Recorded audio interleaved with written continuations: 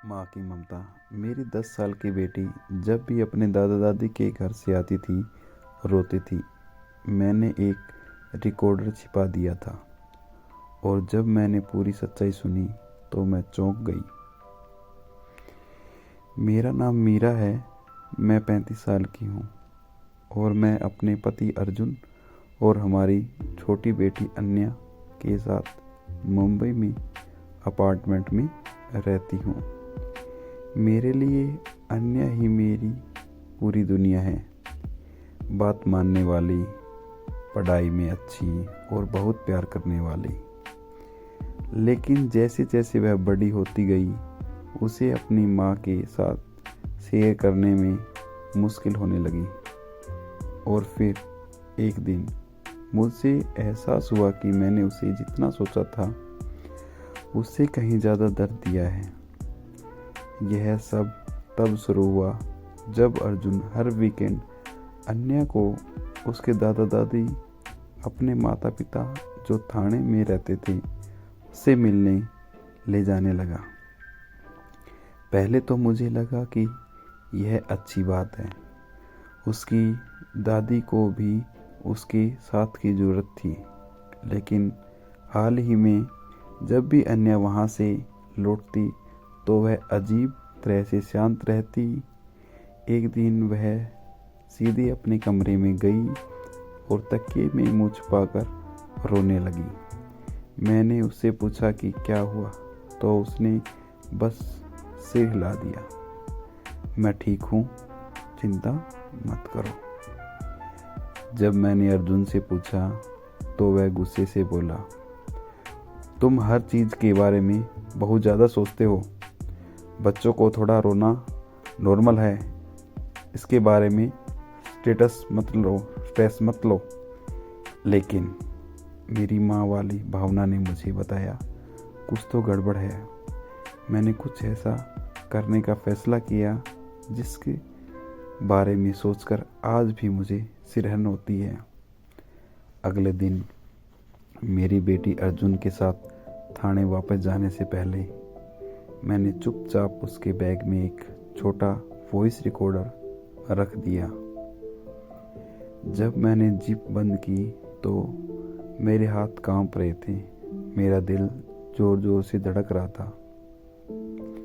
मेरे मन में एक हिस्सा शक करने के लिए बुरा महसूस कर रहा था, लेकिन मेरे मन के दूसरे हिस्से को सच जानना था। उस दोपहर अन्या घर आई और फिर से रोने लगी। मैंने उसे कसकर पकड़ा लिया और ऐसा दिखाया जैसे कुछ हुआ ही न हो। जब वह सो गई तो मैंने वॉइस रिकॉर्डर चालू कर दिया। जो मैंने सुना उससे मैं हैरान रह गया। रिकॉर्डर की आवाज़ साफ नहीं थी, लेकिन पीछे से आ रही फुसफुसाहट ने मेरे रोंगटे खड़े कर दिए। यह अन्या की दादा दादी की बातचीत थी। मैंने सुना कि दादाजी कह रहे थे, देखो उसे यहाँ खेलने में मज़ा नहीं आ रहा, उसे वापस भेज देते हैं।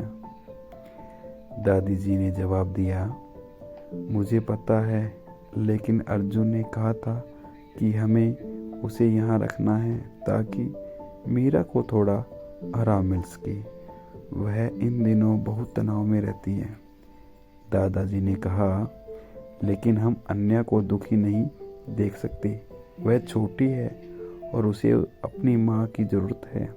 शायद अर्जुन को मीरा से बात करनी चाहिए कि वह कैसा महसूस कर रही है। मुझे हकीकत समझ आ गई। अन्या को दादा दादी के घर में अकेलापन महसूस हो रहा था।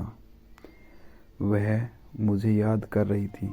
अर्जुन शायद अच्छे इरादे से उसे वहाँ छोड़ रहा था ताकि मुझे राहत मिले, लेकिन उसने अन्या की भावनाओं को नहीं समझा। अगली सुबह जब अर्जुन चाय पी रहा था, मैंने रिकॉर्डर टेबल पर रख दिया और प्ले बटन दबा दिया। उसने पूरी बात सुनी और उसका चेहरा शर्म से झुक गया। मैंने शांति से कहा, अर्जुन, अन्य को हमारी ज़रूरत है। हम एक परिवार हैं और हमें एक साथ रहना चाहिए। अर्जुन ने मुझे गले लगा लिया और कहा, तुम सही हो मीरा, मैंने ध्यान ही नहीं दिया कि अन्य कितना दुखी थी। मैं उससे और तुमसे माफ़ी मांगता हूँ। उस दिन के बाद हमने अन्य के साथ ज़्यादा समय बिताना शुरू कर दिया।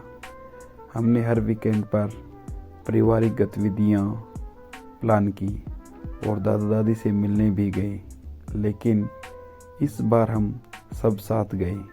अन्या फिर से मुस्कुराने लगी और मुझे गर्व है कि मैंने अपनी माँ की वाली भावना पर भरोसा किया और सच्चाई का पता लगाया। अब हमारे घर में कोई डर नहीं है, सिर्फ प्यार और समझ है। कहानी अच्छी लगी है तो लाइक कर।